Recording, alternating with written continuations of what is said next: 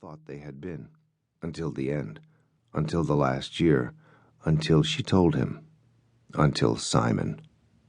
It made Charlie feel so stupid.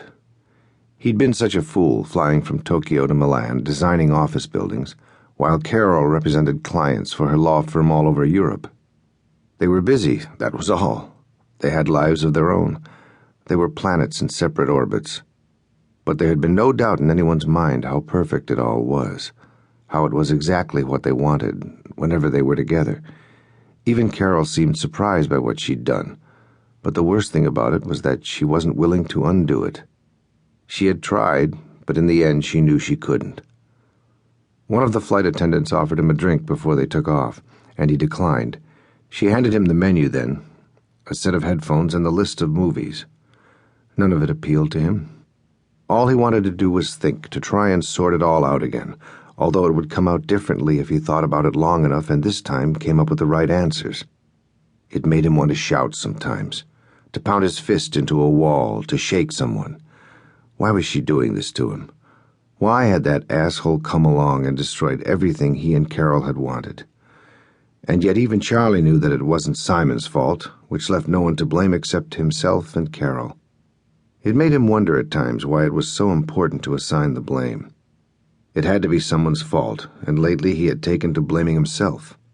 He must have done something to make her turn to someone else.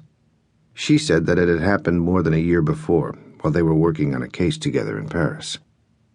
Simon St. James was the senior partner of her law firm. She liked working with him. She laughed about him sometimes, talked about how smart he was and how outrageous he was with women. He had already had 3 wives, and he had several children.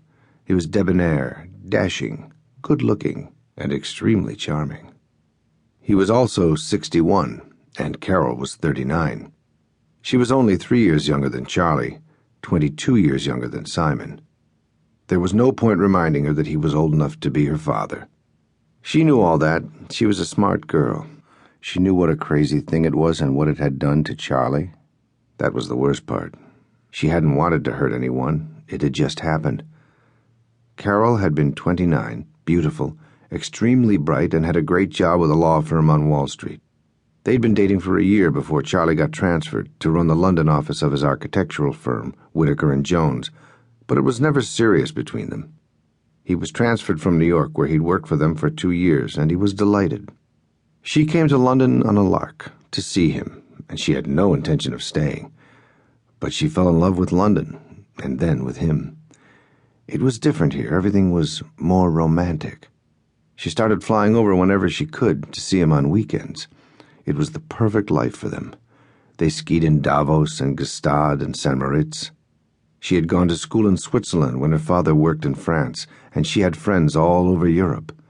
She was completely at home here. She spoke German and French with ease. She fit right into the London social scene, and Charlie adored her. After 6 months of commuting, she found a job in the London office of an American law firm. They bought an old carriage house in Chelsea, and she moved in with them, and they were like 2 crazy, wild, happy people. They spent almost every night dancing at Annabelle's at first, and discovering all the wonderful little out-of-the-way places, restaurants and antique shops and nightclubs in London. It was heaven. The carriage house they bought was in total disrepair when they acquired it, and it took them nearly a year to restore it, and when it was finished, it was spectacular. It was a labor of love for both of them, and they filled it with beautiful things and all the treasures they collected. They drove through the countryside finding old doors and remarkable antiques, and when they got tired of traveling around England, they began spending weekends in Paris. They led a charmed life, and between their various business trips they managed to get married and spend a honeymoon in Morocco, in a palace Charlie had rented for them. Everything they had done had been stylish and fun and exciting. They were the kind of people everyone wanted to know or be with. They gave great parties, did fun things, and knew all the most interesting people. Everywhere they went, people loved being around them. And Charlie loved being with her more than anything. He was crazy about her. She was long and lean and blonde, with perfect limbs and a body that looked as though it had been sculpted from white marble. She had a laugh that sounded like bells, a voice that still made him tingle whenever he heard it.